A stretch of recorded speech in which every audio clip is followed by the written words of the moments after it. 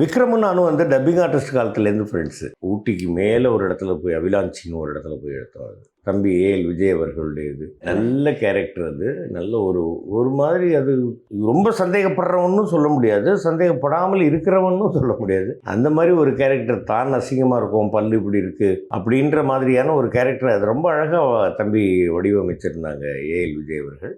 சொன்னாங்க அந்த மாதிரி பண்ணோம்.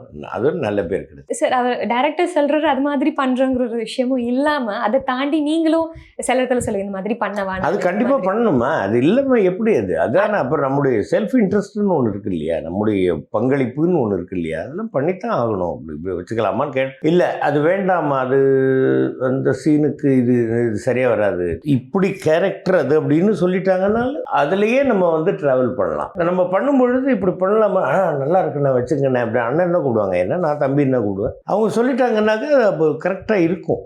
ரொம்ப சென்சிட்டிவான, ரொம்ப வெரி குட் கான்சன்ட்ரேட் பண்ணி பண்ணக்கூடிய ஒரு அருமையான டைரக்டர் தம்பி ஏஎல் விஜய் அவர்கள்.